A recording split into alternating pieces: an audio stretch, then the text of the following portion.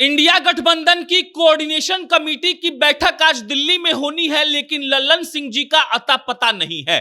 यह हो गई पहली बात।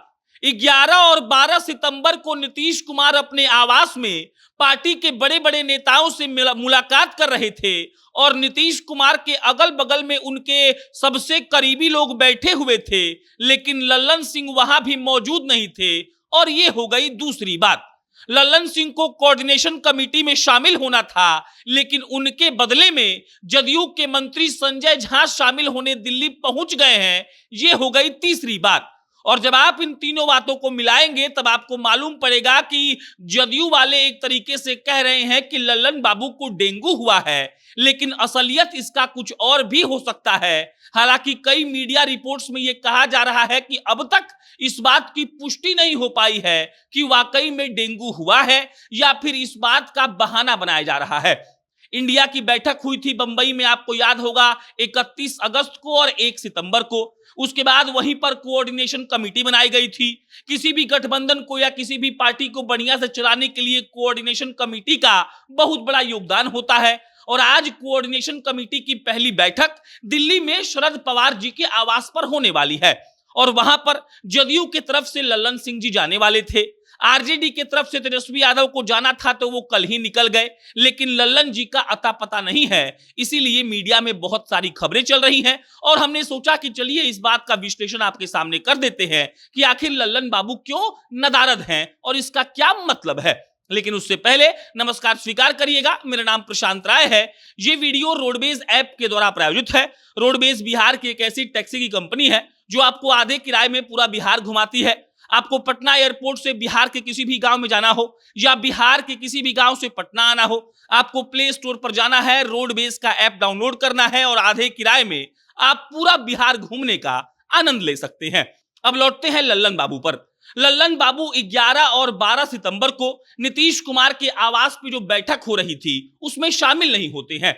उस बैठक में प्रखंड के अध्यक्ष जो होते हैं, जो जिला अध्यक्ष होते हैं, जो नेता होते हैं, वो आए थे।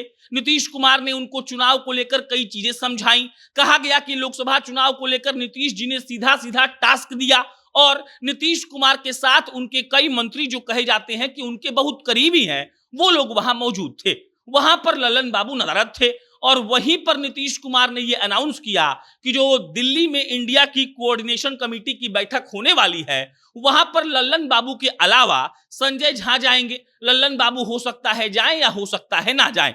उस वक्त ये खबर निकलकर सामने आई कि लल्लन बाबू को डेंगू हुआ है, उनको तेज बुखार है और इसीलिए वो घर से नहीं निकल पा रहे हैं। दैनिक भास्कर अपने रिपोर्ट में लिखता है कि उन्होंने कई बार लल्लन सिंह को फोन किया, लल्लन बाबू का फोन बंद आ रहा है और इसीलिए इस बात का कंफर्मेशन नहीं मिल पाया है कि क्या वाकई में लल्लन सिंह को बुखार हुआ है या बात कुछ और है।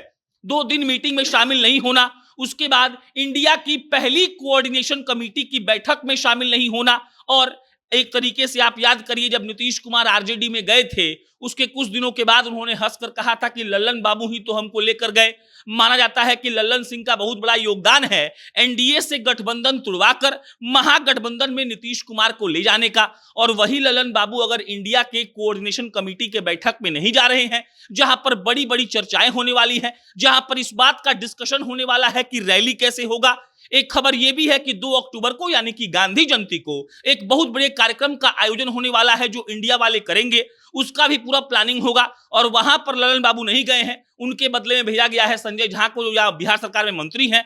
तो लगातार अभी अफवाह उठ रहा है कि कहीं कुछ गड़बड़ तो नहीं है, क्या लल्लन बाबू को लेकर कुछ इधर उधर की बात तो नहीं चल रही है। लेकिन एक तरफ खबरें ये चल रही हैं कि उनको डेंगू हुआ है, उनको तेज बुखार है, दूसरी तरफ खबर ये चल रही है कि हो सकता है कि कुछ मामला गड़बड़ भी हो।